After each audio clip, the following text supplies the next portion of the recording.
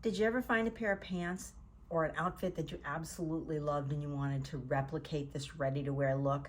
So I have found these pants. They came from Stitch Fix. I absolutely love them. They have slash pockets and elastic waist. They're linen, and what they have is this really nice opening slit on the side. So they walk really well. They're perfect for vacation, summertime on the beach, a cover up, or just touring. And I just love the way they fit. So I wanted to duplicate these, and I could lay this pant out and trace the pattern and do all of that, but it's much easier to find a pattern that's very similar and just kind of edit it a little bit, and that's what we're going to do today. So this is Simplicity 9785. And it just came out. It's a great pant pattern. It's got an elastic waist. It's kind of straight legged and has a couple of options. It has this option where there's stitching and a wide hem down at the bottom. It has a gathered option for a very casual look. And then it has this option with the little tiny slit. The slit is not very big on this pattern. It's about 5 inches. So we're going to elongate this slit.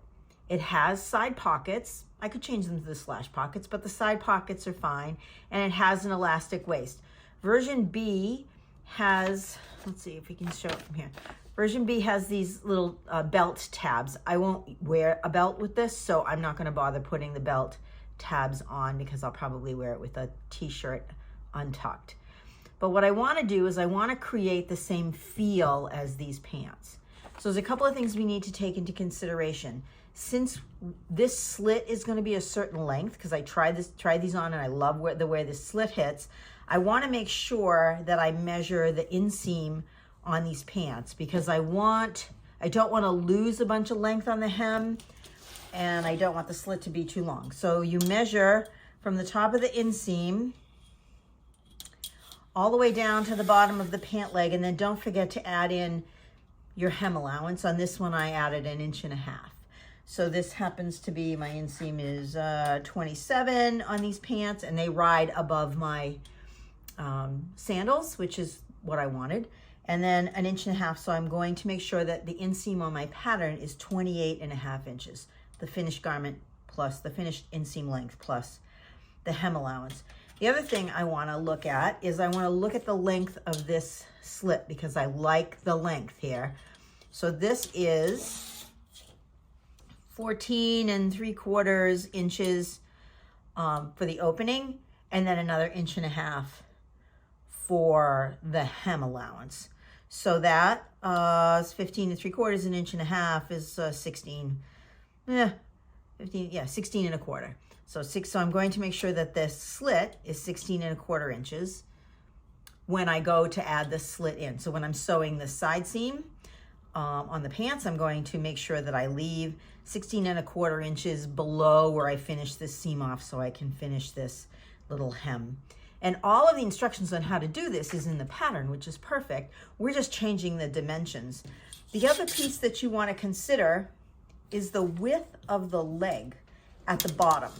So this, because this pants pattern is a little more narrow than the width of these pants, and I like the way these pants look. I'm trying to duplicate this, so I just want to increase the width of my pant pattern at the bottom. So this, and you want to measure from the side seam. The backs of our pants are longer than the front, so I'm going to fold this at the side seam, and the side seam